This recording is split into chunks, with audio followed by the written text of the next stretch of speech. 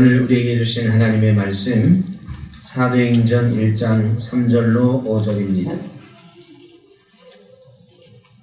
다같이 한 목소리로 봉독하겠습니다. 그가 고난받으신 후에 또한 그들에게 확실한 많은 증거로 신이 살아계심을 나타내사 40일 동안 그들에게 보이시며 하나님 나라의 일을 말씀하시니라.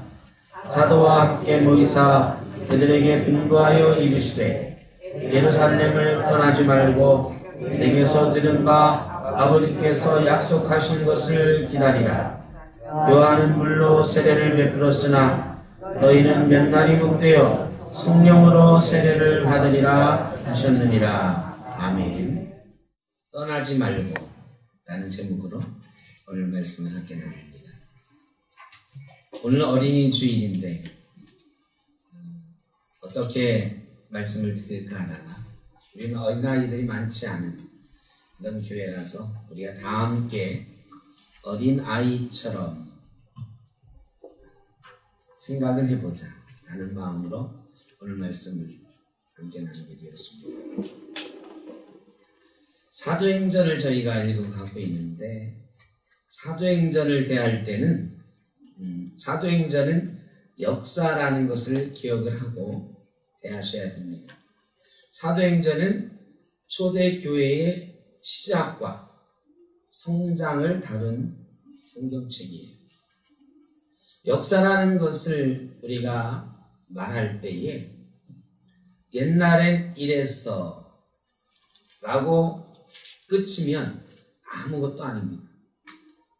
역사는 옛날에 나 때는 이랬어 이게 역사가 아니에요. 요즘 나 때는 그러면은 뭐라고 합니까? 꼰대들이 하는 소리라고 하나? 아재들이 하는 소리라고 하나? 그러니까 나 때는 하면 안 되잖아요. 요즘 젊은 애들한테. 나 때는 그러면 나 때는 했다 그러면은 젊은 애들이 비웃어요. 그러니까 역사를 옛날에는 이랬어 나 때는 이랬어 이러면 아무 의미가 없어요. 옛날에는 이랬는데 좋은 점은 이랬어 그러면 지금도 그것을 이어가야 돼요. 예전에는 이랬는데 이건 안 좋았어 그러면 지금 어떻게 해야 돼요? 그것을 버릴 줄 알아야 돼요. 그래야 역사가 의미가 있는 거예요. 사도행전을 우리가 읽어나가는데 사도 바울 선생이 이랬어 베드로가 이랬대 초대교회가 이랬대 여기에서 그쳐버리면 아무 의미가 없어요. 지난주에도 말씀드렸지만 사도행전을 이어서 써가는 교회가 되자 이런 교회가 많거든요. 사도행전을 우리가 읽는 이유는 우리도 사도행전을 써나가는 성도가 되자 라는 의미로 사도행전을 보는 거예요. 그러면 우리가 사도행전을 읽으면서 어떤 사람들이 사도행전의 주인공이었는가를 생각해야 돼요. 어떤 사람이 지금 사도행전을 다시 써내려가는 사람이 되는가를 파악을 해야 돼요. 그래서 앞으로 우리가 사도행전 읽을 때마다 이런 사람이 되어야 이런 그리스도인이 되어야 이런 교회가 되어야 사도행전을 이어서 써갈 수 있는 거구나 이 생각을 꼭 염두에 두고 사도행전을 읽어가면 좋겠습니다.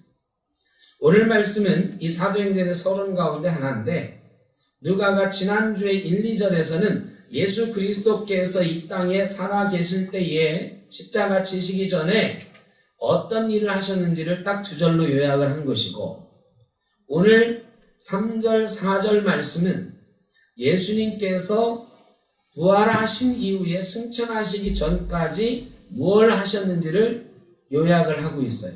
그리고 5절은 성령을 기다리라고 하는 말씀을 하고 계시고 성령을 기다리라고 하는 말씀은 이후에 더 많이 우리가 얘기할 수 있기 때문에 오늘은 3절, 4절 예수님이 부활하시고 승천하실 때까지 어떤 일을 하셨는지를 살펴보고자 합니다. 이거를 한마디로 정리해 본 적이 없어요. 그런데 성경을 읽다 보니까 이게 바로 그거구나 이 생각이 들더라고요. 여러분 예수님이 십자가 지시고 부활하신 후에 40일 계셨잖아요. 40일 동안 하신 일이 뭔가요? 예수 오래 믿으셨으니까 그거 한마디로 얘기해 보세요. 예? 이러면 정리가 잘 안 돼. 여태까지 이런 것을 정리해 본 적이 별로 없어요. 예수님이 승천하시기 전까지 40일 동안 뭘 하셨을까? 별로 생각 안 해본 부분인데 여기에 누가가 그거를 명확하게 기록을 하고 있어요. 이걸 왜 기록을 했을까? 왜 예수님이 승천하시기 전에 40일 동안 이 땅에서 뭘 하셨는지를 왜 기록을 했을까? 이것을 통해서 누가는 후대에 예수 그리스도를 믿는 사람들에게 무엇을 전하려고 한 것일까 생각을 해봅니다. 예수 그리스도께서 40일 동안 하신 첫 번째 일은 3절에 보면 그가 고난받으신 후에 또한 그들에게 확실한 많은 증거로 친히 살아계심을 나타내셨다.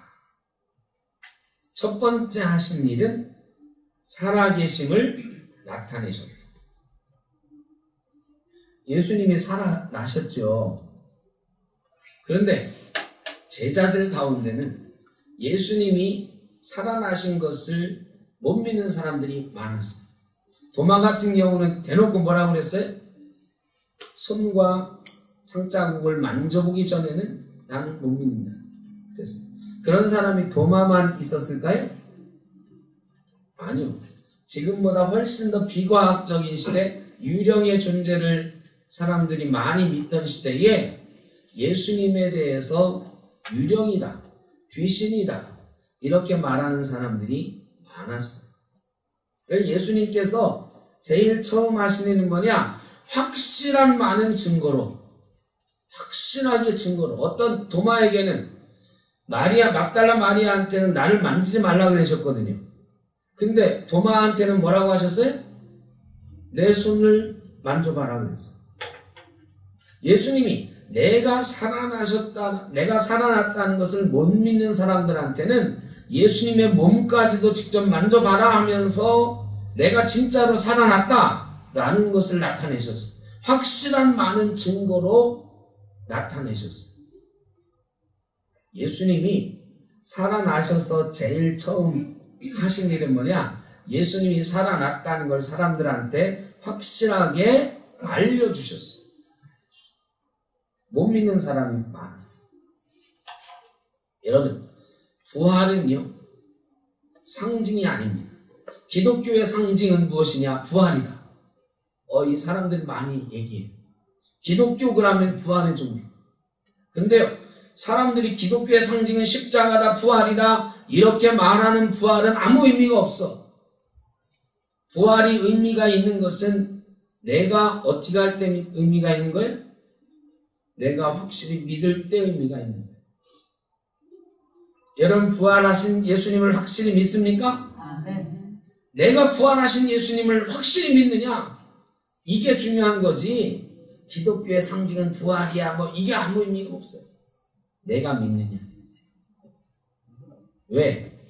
부활하신 예수님을 믿지 않고는 예수님의 증인이 될 수가 없어요. 예수님의 증인이 되는 건 예수의 부활을 믿은 때부터 시작하는 거예요. 예수님을 따라다녔던 제자들 3년 동안 훈련을 빡세게 받았는데 다 도망갔어요. 근데 그 사람들이 예수를 증거하는데 두 가지 원동력이 있었습니다. 성령이 그 첫째로 우리가 꼽고 있죠. 근데 성령은 믿음을 준 게 아니에요. 이 믿음을 전할 수 있는 능력을 준 게 성령이에요. 그러면 예수 그리스도를 믿는 능력을 준 거는 뭘까요? 부활이에요. 부활하신 주님을 만난 거예요. 예수 그리스도를 부활하신 주님을 만나니까 그때서야 예수님을 확실히 믿게 됐어요. 이 믿게 된 거를 막 나가서 증거하려고 하는데 예수님이 아직은 때가 아니야. 성령이 너희에게 임하시면 너희가 권능을 받을 거야. 권능은 믿음의 권능이 아니고 뭐 권능이에요? 예수 그리스도를 전하는 권능이에요. 땅끝까지 이르러 내 증인이 되리라. 성령은 증인이 되는 권능을 주셨고, 그러면 이 증인이 되려면 먼저 믿어야 되는데 예수 그리스도를 확실히 믿게 한 것은 뭐냐? 부활하신 주님을 만난 거예요. 부활하신 주님을 만난 사람만이 증인이 될 수가 있습니다. 여러분, 사도행전을 계속 쓰겠다는 건 예수님의 증인이 되겠다는 거거든요. 그 첫 출발은 무엇을부터 한다? 부활하신 주님을 만나는 것을부터 해야 됩니다. 부활은 머리로 생각하는 게 아니에요. 부활하신 주님을 만나야 됩니다. 여러분, 다시 살아나신 예수 그리스도, 부활의 주님을 여러분의 인생 가운데서 반드시 만나는 역사 있기를 주의 이름으로 축복합니다. 만나야 돼요. 부활하신 주님을 만나는 것이 복음의 시작, 믿음의 시작. 그래서 예수님이 사람들에게 많은 증거로 드러내셨어요. 자신을 드러내시고 보여주셨어요. 그게 예수님이 부활하신 후에 하신 첫 번째입니다. 두 번째는 40일 동안 그들에게 보이시며 하나님 나라의 일을 말씀하시니라. 예수님이 제자들을 다시 가르치시는데 뭘 가르치셨다? 하나님 나라의 일을 가르치셨다. 그러면 예수님이 십자가 지시기 전에 가르치신 건 뭘까요? 예수님이 십자가 지시기 전에 3년 동안 공생의 기간 중에 제자들에게 가르치신 내용을 한마디로 말하고 하면 뭐예요? 하나님 나라. 하나님 나라. 하나님 나라. 서로 사랑하라가 아니고요. 하나님 나라.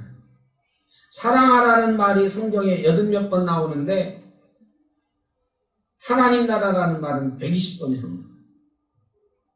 신약 성경이 제일 많이 나오는 단어가 하나님 나라예요. 하나님 나라는 신약 성경에 번역된 말로는 천국이라는 말. 천국이 하나님 나라잖아요. 하나님, 하늘나라, 하나님 나라, 천국. 예수님이 가르치신 거 보세요. 회개하라, 천국이 가까웠다부터 시작했어요. 그 다음에 천국은 침노하는 자의 것이다. 밭에 감추인 보화와 같다. 뭐 이런 천국에 관한 수없는 말씀을 하셨어요. 예수님이 가르치신 것의 주제를 하나로 정하면 사랑이 아니에요. 하나님 나라.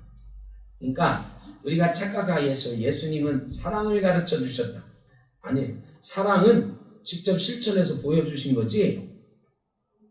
예수님이 가르쳐 주신 것 하나만 꼽아라 그러면 뭐다? 하나님 나라. 하나님. 자, 그런데 다시 살아나셨는데 다시 또 뭘 가르치세요? 하나님 나라를 또 가르치셔. 이게 뭘까요?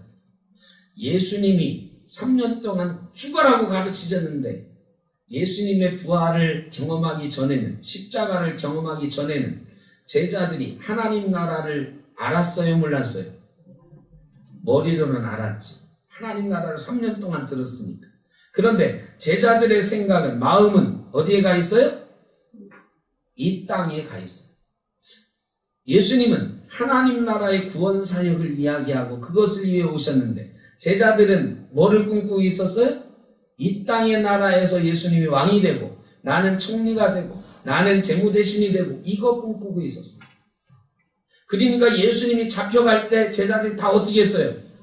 하나님 나라 위해서 내가 같이 죽어야지 했어요? 아니요. 다 도망갔어. 왜? 하나님 나라를 꿈꾸는 게 아니라 어디를 꿈꿨다? 세상 나라를 꿈꾸고 있었는데 예수님이 잡혀가시는 순간 그 꿈이 와르르 무너집니다. 예루살렘 성에 입성할 때까지만 해도 제자들은 예수님이 왕이 되시는 줄 알았어. 하나님 나라의 일을 꿈꾸는 게 아니에요. 이 땅에 로마를 무너뜨리고 세울 이 땅의 나라를 꿈꾸고 있었어. 근데 예수님이 십자가에 못 박혀 죽으시는 순간 이 땅의 나라는 없어졌어. 근데 예수님이 부활하셨거든요. 여러분, 부활하신 주님과 함께 다시 제자들이 주님 이제 살아나셨으니까 다시 예루살렘으로 들어가서 왕이 되십시다 했어요? 아니요. 예수님이 십자가에 못 박혀 죽으시는 순간 그들은 깨달았어요. 예수님이 우리에게 알려주셨던 하나님 나라가 이게 아닌가 보네. 그러면 다시 살아나신 주님이 하나님 나라를 얘기하기 시작하니까 야, 저 하나님 나라는 뭘까? 생각하기 시작했어.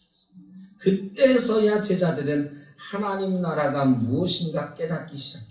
하나님 나라는 하나님께서 구약 성경에 예언하시기를 메시아가 오면 이 땅이 이루어질 나라가 예언하셨고 예수 그리스도께서 이 땅에서 계시면서 이것이 하나님 나라라고 보여주셨고 그 하나님 나라를 위해서 구원의 역사를 이루셨어요.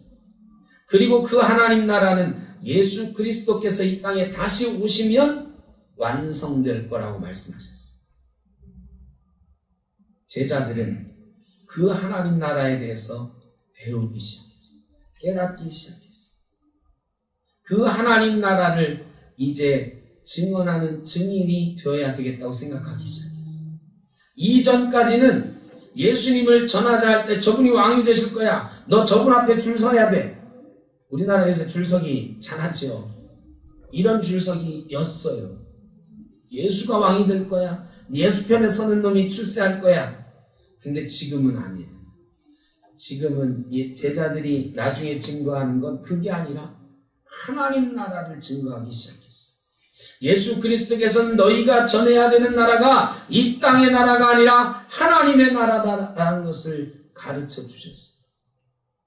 부활하시고 40일 동안 그거를 가르쳐 주시고 우리도 당연히 이 땅의 나라를 전도하는 게 아니에요.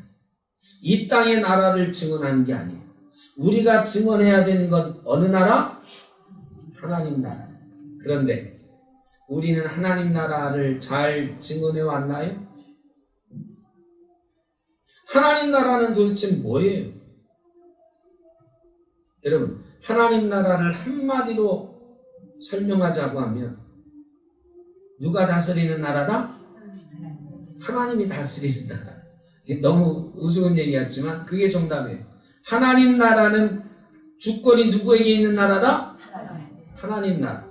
대한민국의 주권은 누구에게 있어요? 국민에게. 헌법에 딱 써 있어. 모든 권력은 국민으로부터 나온다. 그래서 무슨 국가? 민주주의. 민주주의가 뜻이 뭐예요? 백성이 주인 되는 나라. 이건 민주주의. 이건 민주주의 국가.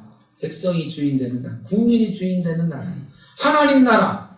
하나님 국가. 이건 누가 주인 되는 나라? 하나님 주인 되는 나라예요. 어떤 나라의 정체성을 정하는 건 통치권이 누구에 있느냐 이 문제. 하나님 나라의 통치권은 누구에 있는 나라다? 하나님께 있는 나라. 그럼 우리가 하나님 나라를 지키고 하나님 나라를 이루겠다 이거는 뭐를 인정하는 거예요? 하나님의 통치권을 인정하는 거예요.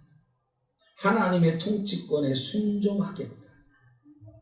여러분 목사도 장로도 집사도 권사도 다 교회에서 하나님 나라 일을 한다고 생각해요. 하나님 나라의 일일 거예요. 그런데 진짜 하나님 나라의 일이냐 아니냐는 목사가 지 맘대로 하느냐 하나님 뜻대로 순종하느냐, 장로님 집사님 권사님이 자기 맘대로 교회 일하느냐 하나님의 뜻에 순종하며 하느냐. 내 맘대로 하면 목사가 하는 일이 하나님 나라 일 같지만 누구 일이에요? 이 땅의 일이 된다. 땅의 일하는. 하나님 나라 일을 하려면 누구 뜻대로 일하는 거다? 하나님 뜻대로.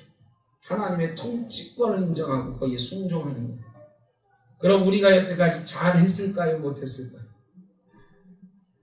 사도행전은 하나님 나라의 복음을 세상 사람들에게 전하는 교회의 역사를 다루고 있는데 그 사도행전을 비춰볼 때 우리는 지금 하나님 나라를 막 성장시켜 가고 있습니까? 어떻습니까? 아니면 하나님 나라가 지금 망해가고 있습니까?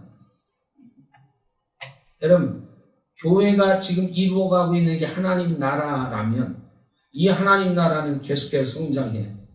세상 땅끝까지 이 복음이 확장되고 하나님의 나라는 점점 커지고 마침내 예수 그리스도께서 오실 때 이 세상이 하나님 나라가 이루어져야 돼요. 그런데 지금 우리나라에서 우리 교회는 우리 성도들은 우리 가정에서 우리 직장에서 우리 주변에서 하나님 나라를 잡고 확장시켜 나가고 있습니까? 어떻습니까? 예, 대단히 죄송하지만 그렇지 않은 것 같아요. 국민일보에 지난주에 설문조사가 발표됐는데 너무 창피해가지고 다 다루질 않았어. 3페이지에 걸쳐서 많이 보도를 했는데 그것만 해도 충격적이에요. 호감도, 종교에 대한 호감도를 말하는데 기독교 27%밖에 안 돼. 사람들이 호감을 느낀 게 27%, 천주교는 65%, 불교 66%, 절반도 안 돼요. 신뢰하느냐? 그것도 꼴찌에서 1등이에요. 근데 너무 창피하고 충격적이어서 이거 조사한 사람들이 보도하지 맙시다 그랬어요. 그래도 한국교회를 위해서는 보도해야 된다고 그래서 일부만 보도한 거예요. 근데 내가 속 내용을 그 조사하신 분이 제가 공부하고 있는 선생님이라서 수업 시간에 얘기를 해주더라고요. 이런 것도 있었습니다. 가장 충격적인 게 뭐냐? 예수 안 믿는 사람들에게 물어봤어요. 교회가 필요합니까? 안 합니까? 여러분, 기독교가 필요한가? 세상 사람들에게 물어봤어요. 우리 예수 믿는 사람들이 당연히 기독교 필요하지, 교회 필요하지. 이 중에 교회 필요 없다 생각하시는 분 손 들어보세요. 하나도 없지. 근데 예수 안 믿는 사람들한테 물으면 어떤 사람 교회 그래도 있어야 돼. 아니 교회 없어도 괜찮아. 여러분, 교회가 있어야 된다고 생각한 사람이 몇 명이었을까요? 100명 중에 몇 명이었을까요? 임집사님, 100명 중에 몇 명이나 있어야 됐을 거라고 대답했을까요? 예? 몇 명이나 대답했을까요? 아까 일부에 때는 제가 이성용 장로님께 여쭤봤더니 그래도 30%는 되지 않았겠습니까? 그러시더라고요. 여러분 30%는 될 거다 한번 손 들어보세요. 교회가 세상 사람들에게 물어봤어. 기독교는 그래도 있어야 되겠다, 필요하다 이렇게 말한 사람이 30%는 됐을 거다. 손 들어보세요. 50% 됐을 거다. 제가 충격적이라고 하니까 대답을 안 하시네요.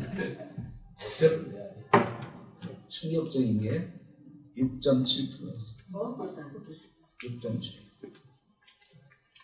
예수 안 믿는 사람 중에 6명 반만, 많이 잡으면 7명, 100명 중에 7명만 기독교가 있어야 된다고 생각했어요. 나머지 93%는 뭐라고 대답한 거예요? 없어도 된다. 여러분 충격. 이거는 창피해서 보도 안 했어요. 보도를 안 했어요. 이게 우리 실정이에요. 하나님 나라를 우리가 그렇게 강조하고 하나님의 통치권이 인정하는 나라를 위해서 애를 써왔다고 하면 이런 충격적인 결과가 나타날 수 있었어요. 아니다.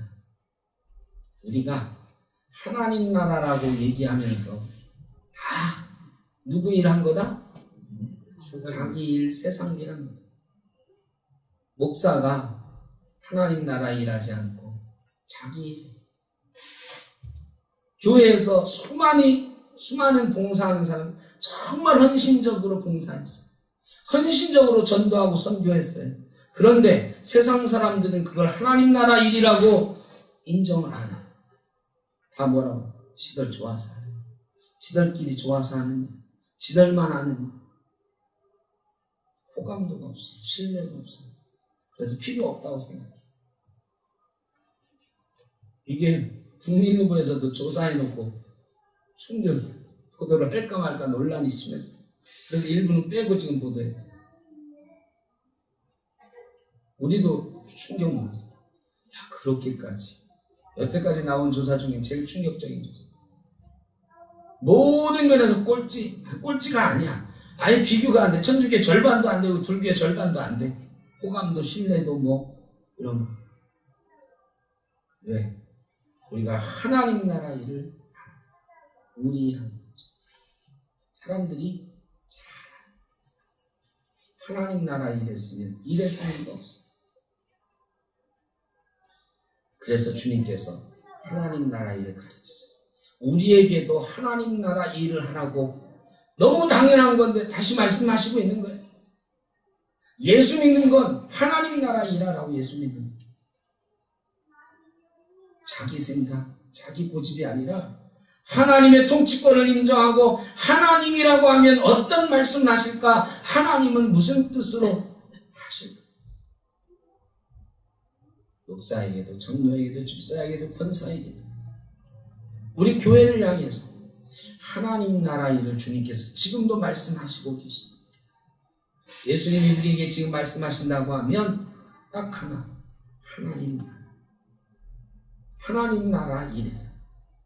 하나님 나라 일. 여러분, 하나님 나라, 하나님의 통치권을 인정해. 내들하고 좀 안 맞아도 하나님 나라 일을 위해서 내가 지금 무엇을 해야 될 것인가 우리가 생각해야 돼.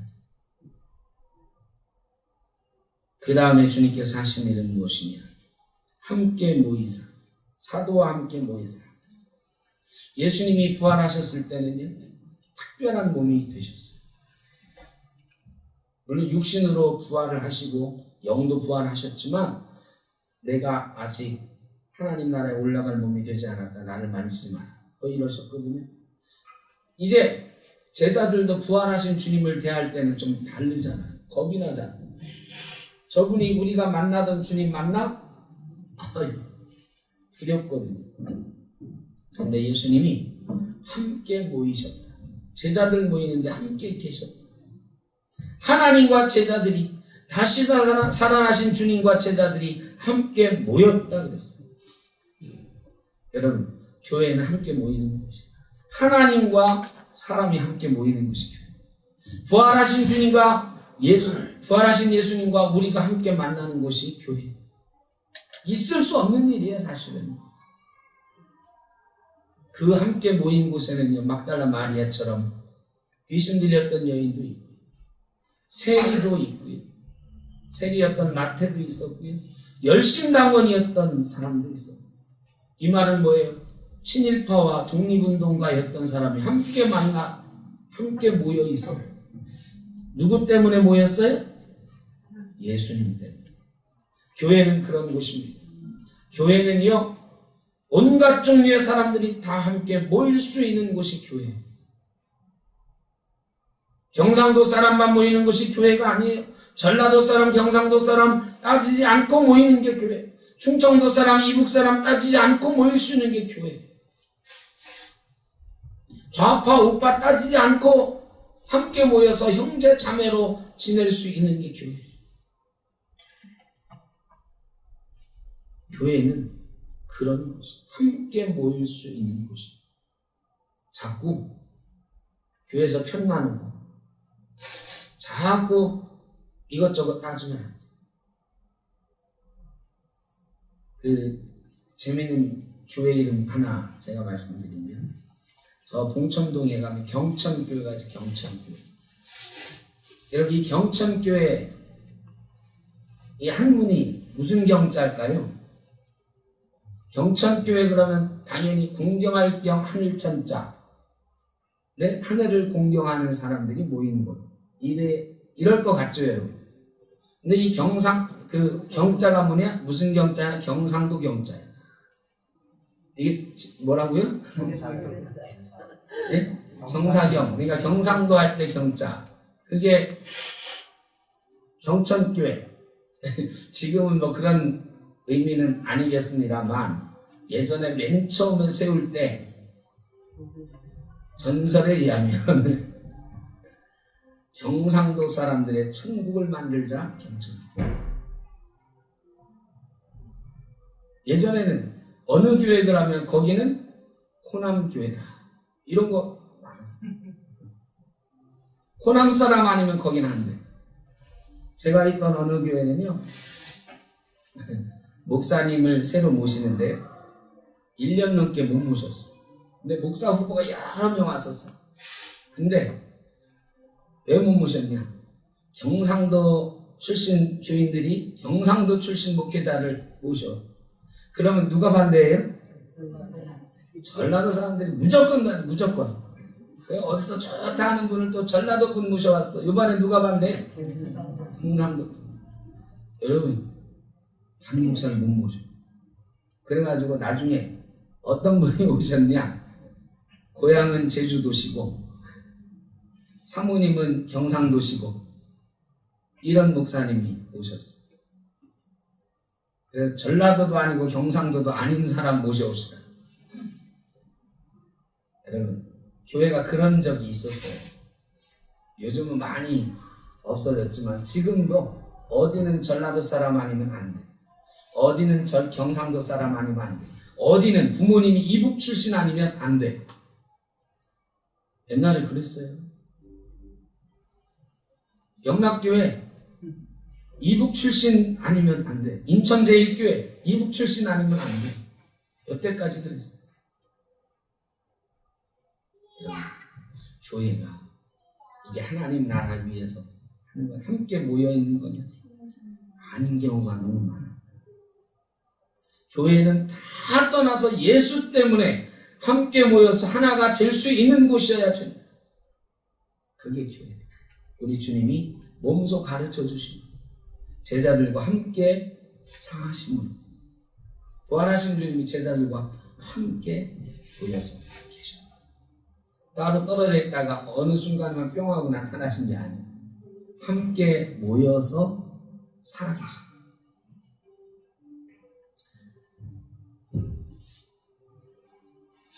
그들에게 분부하여 이르시되, 예수님이 이제 딱 그들에게 명령하시는 것 하나가 있어요.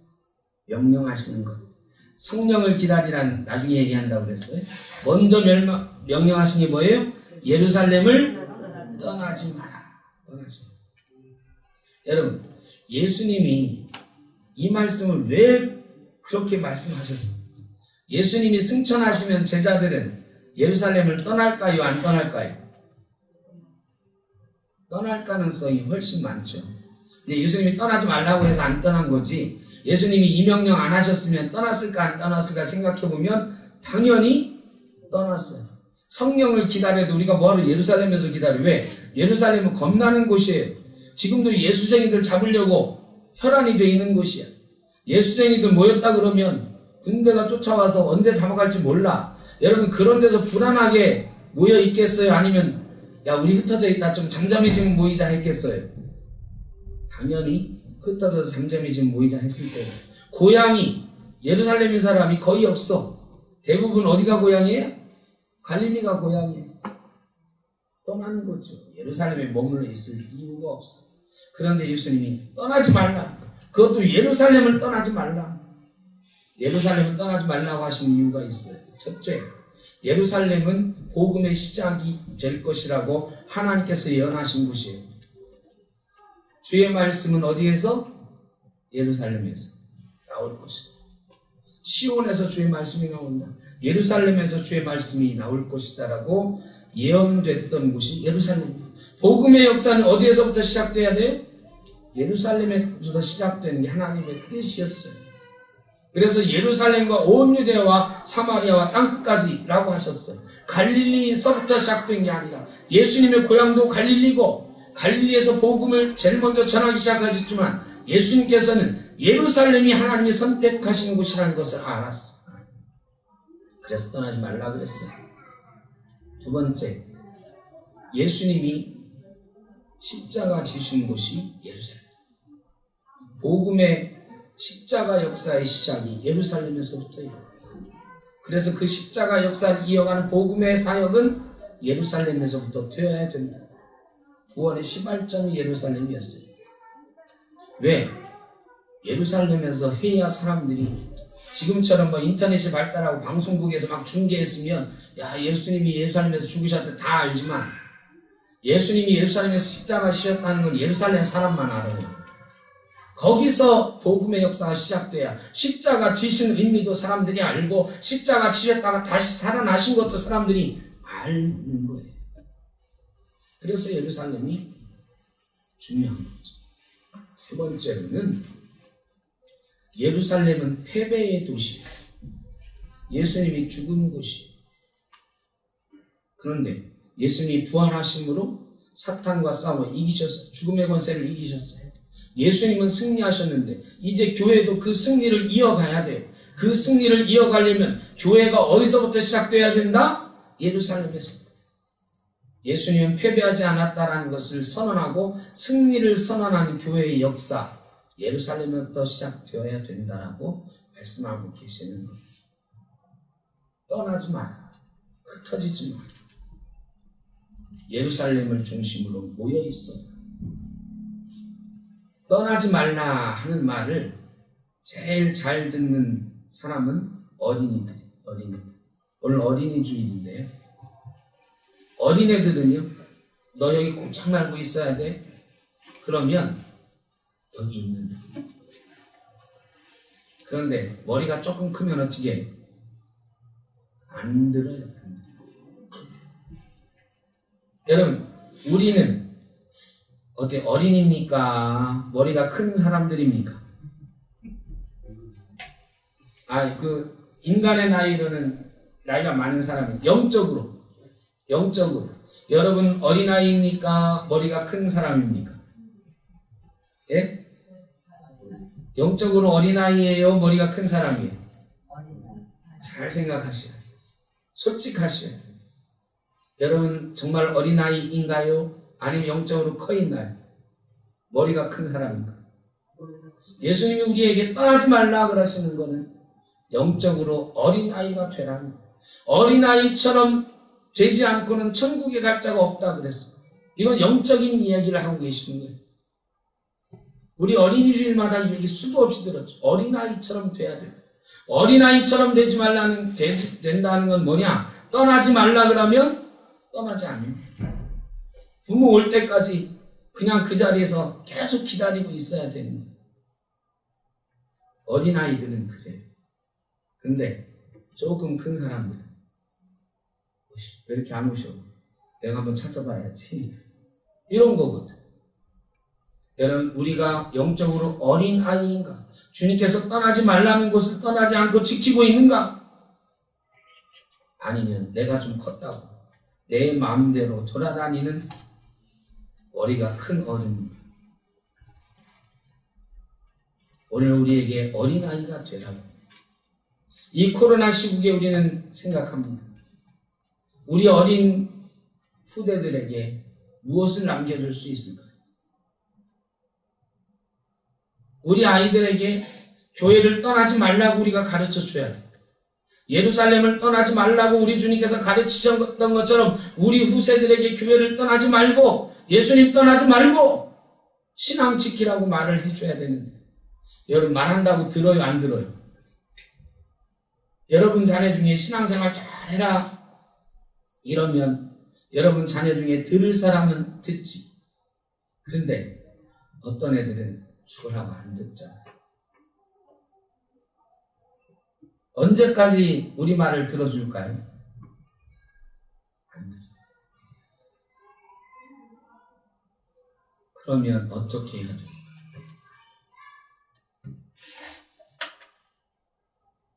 저희 어머님 돌아가시고 나서 제가 어머님 사진을 이렇게 볼 때마다 느껴지는 게 있어요. 우리 어머님이 이러셨었지. 어머님 살아계실 때는 생각지도 못했던 게 어머님 사진 보면서 생각이 나. 이러셨지. 여러분, 돌아가시고 나니까 우리 어머님이 지키려고 했던 것, 내게 지키라고 했던 것, 이런 것들이 생각이 나. 여러분, 우리가요, 우리 자녀들에게 우리 아버지가, 우리 어머니가 지키라고 했던 게 뭔가를 기억하게 해주는 방법은요, 내가 그렇게 사는 것밖에 없어. 예수님이 떠나지 말라고 하시니까 우리가 떠나지 말아야 돼. 이 코로나 시국에 다 교회 떠나요. 우리가 지금 반밖에 안 남았어. 회복되더라도 80% 안 될 것 같아요. 제가 요즘 계속 하여간 생각하는 게 50%. 지금 우리가 50% 예배하는데 여기서 다시 시작한다. 그러면 우리가 지금 할 수 있는 일이 뭘까? 성령의 새로운 역사가 우리 교회에 시작되고 우리가 새롭게 성장하는 역사가 시작되려면 뭐부터 해야 될까? 우리 주님께서 말씀하신 거에 답이 있어요. 떠나지 마. 교회를 지켜. 영적으로 떠나지 말고 지켜. 이건 목숨 걸고 우리가 우리 자녀들에게 보여줘야 돼. 주변에 있는 사람들에게 보여줘야 돼. 목숨 걸고 교회를 떠나지 말고 지키는 것. 예수 그리스도를 떠나지 말고 지키는 것. 여러분, 우리 아이들이 우리가 이 목숨 걸고 지키려고 했던 것 보여줘야 나중에 기억합니다. 우리 어릴 때 한번 생각해 보세요. 어릴 때는요, 우리 부모님들이 주일에는 진짜 아무것도 안 하셨어요. 지금 생각하면 그렇게까지 해야 되나 싶을 정도로 진짜 아무것도 안 하셨어요. 그래서 저희 부모님은 주일에 결혼식 하는 거, 친척 결혼식에 진짜 못 가셨어요. 안 가신 게 아니라 못 가셨어요. 목사 집이니까 어쩔 수가 없다 할 수도 있지만, 저도 그래서 당연히 그런 줄 알아요. 주일에는 아무것도 하면 안 돼. 주일에는 어디에 행사 가면 안 돼. 교회 가야 돼. 주일은 뭐 하는 날? 예배 가는 날. 교회 가는 날. 예배 드리러 가는 날. 우리 어릴 때는 우리네 부모님들이, 우리 아버지 어머니뿐만 아니라 여러분의 부모님들이 대부분 교회 다니시는 분들은 그거 보여줬어요. 자녀들에게 주일은 교회 가는 날이지 세상 일 하는 날 아니라는 거 분명히 보여주셨어요. 근데 요즘은 여러분, 주일은 교회 가는 날? 어때요? 세상 사람들이 그렇게 생각하나요? 여러분의 자녀들이 그렇게 생각하나요? 아니요. 왜 가슴에 손을 얹고 생각하면 이거 우리가 다 무너뜨렸어. 우리가 먼저 떠났어. 주일에 결혼식도 가고 행사도 가고 여러 가지 세상 일도 하고 심지어는 골프도 치러 가고. 주일이 이제는요 안 지켜도 되는 날, 한 달에 한 번쯤 빠져도 되는 날. 코로나 이렇게 되면서 얼마나 핑계가 좋아졌는지 몰라요. 나 목사님 교회 못 가고 제가 집에서 예배 드렸어요. 근데 이거요, 앞으로 2년 3년 더 지나도 교회 안 가고 집에서 예배했다고 할 수 있을까요? 집에서 예배하시는 분들 이제 다시 돌아오지 않으면 집에서 예배 못합니다. 코로나 때문에 어쩔 수 없이 하던 일이 이제 우리 습관이 돼서요, 안 돌아와요.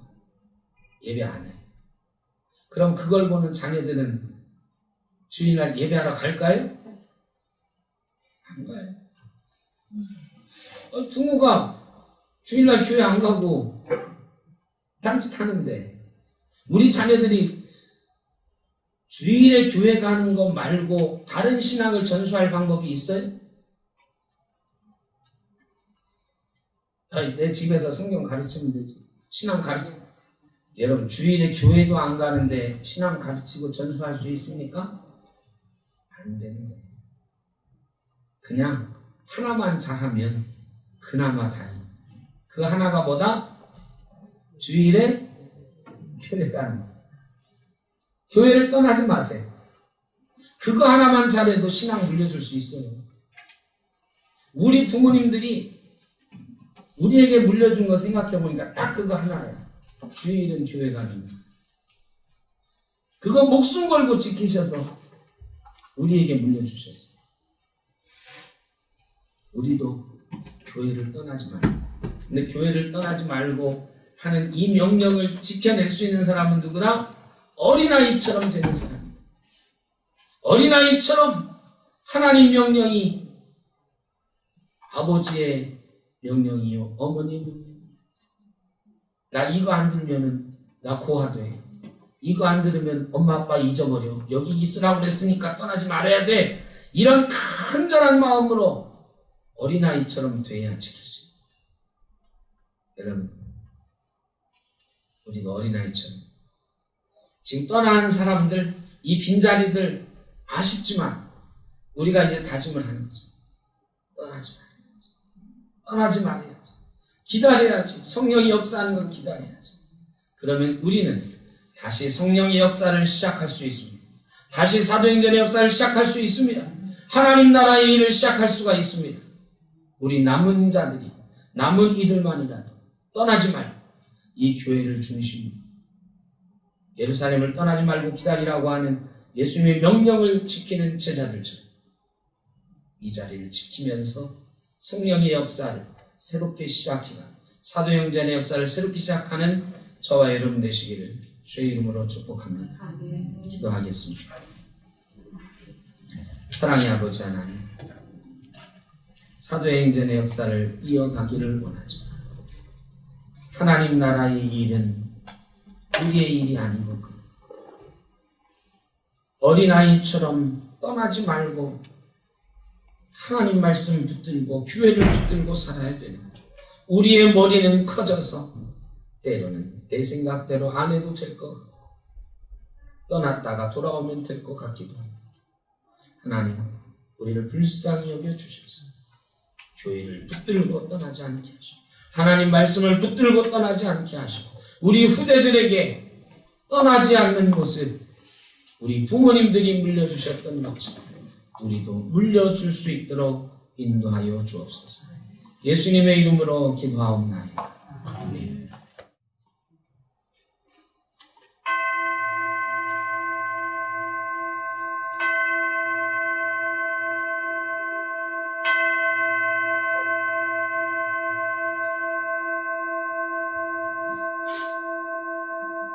지금은 우리 주 예수 그리스도의 크신 은혜와 아버지 하나님의 무한하신 사랑하심과 성령의 인도하시며 교통하시며 어린아이처럼 떠나지 않고 주님 붙들고 교회를 붙들고 하나님의 주권을 인정하며 살아가겠습니다.